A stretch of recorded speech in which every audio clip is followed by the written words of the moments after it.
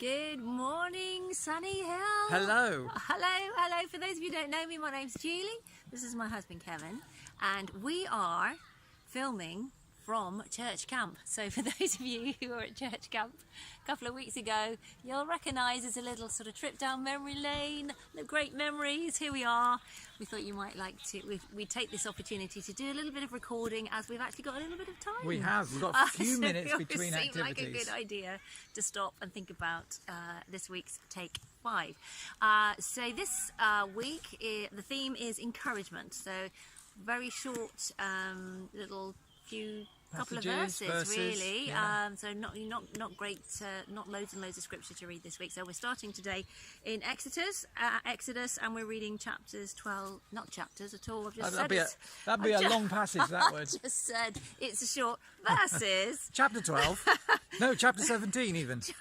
Oh, we've got this really organised, haven't we? 17. Chapter 17, verses 12 and 13. Yes. There you are. We got there in the end. That's right. And so the context of this is that the Israelites, led by Moses, they've come out of Egypt.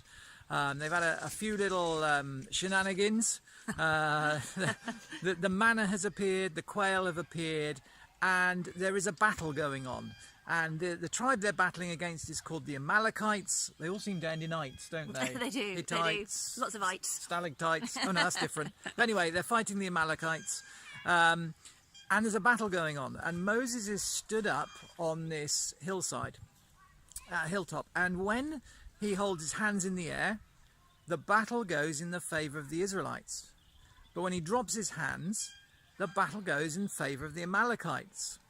And so beside him, Aaron and Hur are stood, yep. And they decide to get alongside him. They do. And so the verses read, I will read them because there's literally only 2 verses.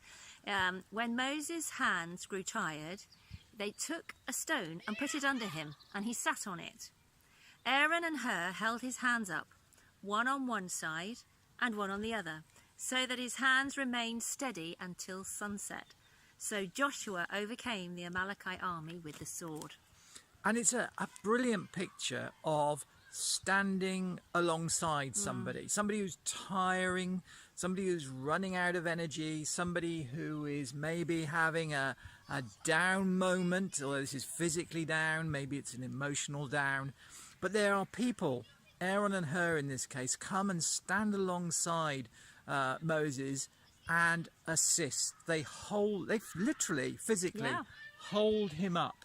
They take a hand each side and hold it in the air. And to me, that's a great picture of being an encourager, being there for somebody, being alongside, being available, doing something practical maybe, but just being alongside someone and giving them that encouragement.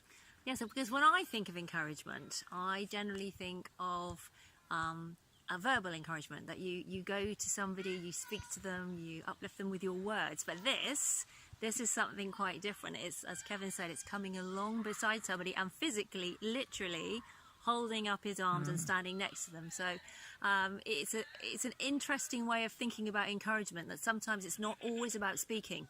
Sometimes it could be just listening, or helping out, or doing a job for somebody. Yeah. So encouragement shows itself in different ways. Yeah, and I think the question for us this week, as we look at different aspects of encouragement, is going to be, how am I encouraging the folk around me? And that may be family, it may be a spouse, it may be children or parents, it may be at work. Yeah.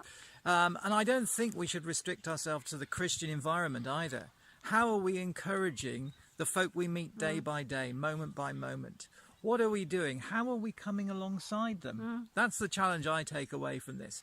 So as we walk through these 5 Take 5s, too many 5s in that sentence, as we walk through these this week, be asking yourself that.